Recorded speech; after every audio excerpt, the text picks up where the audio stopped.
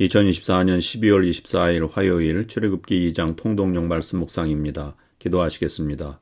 하나님 아버지, 우리의 생각보다 더 구체적이고 먼 미래까지 가장 좋은 길로 인도하여 주시는 하나님을 믿으며 살아가게 하옵소서. 비록 힘들고 어렵지만 날마다 우리를 감싸주시니 감사를 드립니다. 그 보호하심이 크심을 알고 두려움을 넘어서게 하시옵소서. 오늘 우리가 있는 자리에서 불평과 염려로 살지 않고 우리를 통하여 일하실 하나님의 크신 계획을 기대하며 오늘도 충성하며 살아가게 하옵소서. 예수 그리스도의 이름으로 기도드립니다. 아멘. 오늘 말씀은 출애굽기 2장 1절부터 25절입니다. 묵상 주제는 역전의 인생 모세입니다. 출애굽기 2장 모세의 출생과 도피 생활, 모세의 출생과 성장 1절부터 10절 1절 레위 가족 중 한 사람이 가서 레위 여자에게 장가들어 2절 그 여자가 임신하여 아들을 낳으니 그가 잘생긴 것을 보고 석 달 동안 그를 숨겼으나 3절 더 숨길 수 없게 되매 그를 위하여 갈대 상자를 가져다가 역청과 나무 진을 칠하고 아기를 거기 담아 나일강과 갈대 사이에 두고 4절 그의 누이가 어떻게 되는지를 알려고 멀리 섰더니 5절 바로의 딸이 목욕하러 나일강으로 내려오고 시녀들은 나일 강가를 거닐 때에 그가 갈대 사이에 상자를 보고 시녀를 보내어 가져다가 6절 열고 그 아기를 보니 아기가 우는지라 그가 그를 불쌍히 여겨 이르되 이는 히브리 사람의 아기로다. 7절 그의 누이가 바로의 딸에게 이르되 내가 가서 당신을 위하여 히브리 여인 중에서 유모를 불러다가 이 아기에게 젖을 먹이게 하리이까.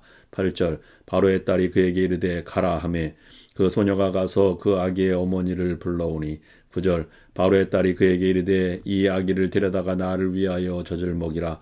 내가 그 삭슬 주리라. 여인이 아기를 데려다가 젖을 먹이더니 10절 그 아기가 자라매 바로의 딸에게로 데려가니 그가 그의 아들이 되니라.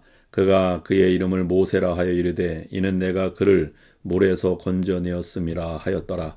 모세의 자기 발견 11절부터 25절 11절 모세가 장성한 후에 한 번은 자기 형제들에게 나아가서 그들이 고되게 노동하는 것을 보더니 어떤 애굽 사람이 한 히브리 사람 곧 자기 형제를 치는 것을 본지라. 12절 좌우를 살펴 사람이 없음을 보고 그 애굽 사람을 쳐 죽여 모래 속에 감추니라. 13절 이튿날 다시 나가니 두 히브리 사람이 서로 싸우는지라. 그 잘못한 사람에게 이르되 내가 어찌하여 동포를 치느냐 하매 14절 그가 이르되 누가 너를 우리를 다스리는 자와 재판관으로 삼았느냐. 내가 애굽 사람을 죽인 것처럼 나도 죽이려느냐. 모세가 두려워하여 이르되 이 일이 탈로 되었도다. 15절 바로가 이 일을 듣고 모세를 죽이고자 하여 찾는지라. 모세가 바로의 낯을 피하여 미디안 땅에 머물며 하루는 우물 곁에 앉았더라. 16절 미디안 제사장에게 7딸이 있었더니 그들이 와서 물을 길어 구유에 채우고 그들의 아버지의 양떼에게 먹이려 하는데 17절 목자들이 와서 그들을 쫓는지라. 모세가 일어나 그들을 도와 그 양떼에게 먹이니라. 18절 그들이 그들의 아버지 루엘에게 이를 때에 아버지가 이르되 너희가 오늘은 어찌하여 이같이 속히 돌아오느냐. 19절 그들이 이르되 한 애굽 사람이 우리를 목자들의 손에서 건져내고 우리를 위하여 물을 길어 양떼에게 먹였나이다. 20절 아버지가 딸들에게 이르되 그 사람이 어디에 있느냐. 너희가 어찌하여 그 사람을 버려두고 왔느냐. 그를 청하여 음식을 대접하라 하였더라. 21절 모세가 그와 동거하기를 기뻐하며 그가 그의 딸 십보라를 모세에게 주었더니 22절 그가 아들을 낳음에 모세가 그의 이름을 게르솜이라 하여 이르되 내가 타국에서 낳은 애가 되었음이라 하였더라. 23절 여러 해 후에 애굽 왕은 죽었고 이스라엘 자손은 고된 노동으로 말미암아 탄식하며 부르짖으니 그 고된 노동으로 말미암아 부르짖는 소리가 하나님께 상달된지라. 24절 하나님이 그들의 고통 소리를 들으시고 하나님이 아브라함과 이삭과 야곱에게 세운 그의 언약을 기억하사. 25절 하나님이 이스라엘 자손을 돌보셨고 하나님이 그들을 기억하셨더라. 아멘. 출애굽기 1장 앞장은 이스라엘 백성이 애굽에서 학대받는 모습을 기록했었습니다. 애굽으로 이주한 이스라엘 백성의 번성과 그것을 두려워한 바로 왕의 이스라엘에 대한 억압 정책을 서술하였습니다. 오늘 출애굽기 2장에서는 모세의 출생과 도피 생활에 대해서 기록하고 있습니다. 하나님의 대리자로서 이스라엘 구원의 대업을 위해 특별히 선택된 모세의 생애에 대해 기록하고 있습니다. 이는 암울한 상황 속에서도 하나님의 구원 계획과 역사는 여전히 진행되고 있음을 암시합니다. 환경과 상황을 통해 어떻게 사단의 방해 속에서도 구원자를 살리셨는지 보여줍니다. 모세는 태어나서 애굽의 왕 바로 왕 궁에서 자라다가 40세에 애굽 감독을 살해하고 미디안 광야로 망명하여 살게 됩니다. 그곳에서 자기를 발견하고 하나님의 소명을 받게 됩니다. 그것은 하나님의 섭리 가운데 이루어진 일입니다. 하나님이 아브라함에게 한 언약을 이루기 위해서 애굽에 있는 이스라엘 백성을 구원해 내려는 계획에 속한 섭리입니다. 하나님이 고통 가운데 부르짖는 이스라엘 백성을 구하기 위해 모세를 연단시키고 소명을 주어 애굽으로 보내려는 것이었습니다. 하나님은 자기 백성이 고통 가운데 있을 때에도 여전히 언약을 이루기 위한 계획을 가지고 실행해 가고 있음을 알 수 있습니다. 우리가 때로 하나님이 우리를 버린 것 같은 상황이 연속되어질 때 좌절하기가 쉽습니다. 하지만 하나님은 여전히 언약적 목적을 이루기 위해 섭리하고 계시다는 것은 우리가 굳게 믿어야 합니다. 출애굽기는 하나님의 구원 역사를 기록해 놓은 책입니다. 출애굽기를 공부하고 나면 내 인생이 보이게 됩니다. 그리고 지금 내가 어디로 가고 있는지도 알 수 있습니다. 또한 앞으로 가야 할 길도 보입니다. 또한 내가 도착해야 할 목표 지점이 어디인지 확실하게 알 수 있게 됩니다. 출애굽기 1장부터 40장까지 전체 1213절로 구성되어 있습니다. 그렇게 많은 장과 절이 있는데 그 중에서 핵심 구절은 3장 7절, 8절 말씀입니다. 두 구절의 특징이 있는데 두 구절 속에 동사형이 7개가 등장합니다. 보고, 듣고, 알고, 내려가서 건져내고 인도하여 데려가려 하노라. 그런데 이 7개 동사형이 구원의 과정입니다. 하나님 구원 역사의 첫 번째 과정은 보고라는 말입니다. 하나님께서 보시는 내용은 1장, 2장에 기록되어 있습니다. 하나님이 부르신 아브라함, 이삭과 함께 계시면서 모든 것을 보셨습니다. 하나님이 아브라함에게 약속했던 큰 민족으로 키우기 위해 야곱이 흉년을 만나 애굽으로 내려가는 것을 보았습니다.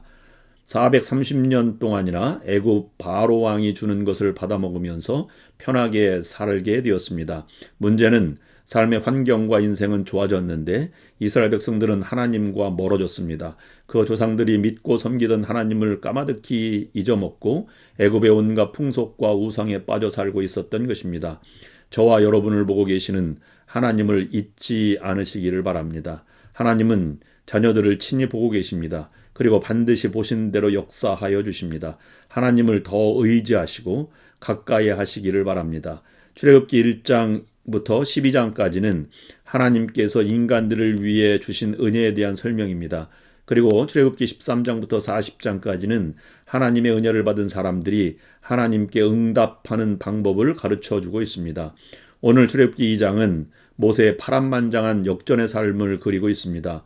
왕궁의 왕자로서 삶은 살인으로 인해 도망자의 신세가 되었지만 하나님의 부르심을 받고 지도자로 다시 세워졌습니다. 광야에서의 40년의 생활은 모세에게 신앙적, 인격적 연단과 자기 성찰의 시간들이었습니다. 모세의 미디안 광야에서의 40년은 또한 이스라엘 민족의 또 다른 40년의 노역과 신음과 고통의 시간이기도 했습니다. 하나님의 구원의 손길은 멀기만 하고 침묵의 시간은 길게만 느껴질 때가 있습니다. 그럼에도 불구하고 이스라엘 민족의 신앙이 위대한 것은 오랜 시련과 애굽을 탈출해서 보낸 광야에서의 40년 연단을 통해서 비로소 이룰 수가 있었습니다. 그들은 애굽의 탈출을 일컬어 영광의 탈출이라고 말합니다. 하나님께서 우리 민족을 바다에서 건진 사건이라고 말합니다. 하나님께서 우리 민족으로 하여금 홍해를 갈라 마른 땅처럼 건너게 한 사건이라고도 말합니다. 하나님께서 우리 민족을 독수리 날개에 업어 바다를 건너게 한 사건이라고 말합니다. 유대인들은 또 자만심에 빠져 하나님을 멀리하고 오히려 우상을 가까이 하고 있을 당시인 주전 586년 사이에 바벨론 제국에 의해서 완전히 망해버리고 모두가 바벨론으로 유배되었을 때 그들은 그곳에서 짧게는 70년, 길게는 173년, 더 길게는 아예 그곳에서 수백 년 또는 수천 년을 이어 살기도 했지만 그곳에서 그들은 깨달았습니다. 깨달았을 때 그들은 더 이상 하나님을 원망하지 않고 깊이 뉘우치며 회개운동을 펼쳤고 메시아 운동을 펼쳐 나아갔습니다.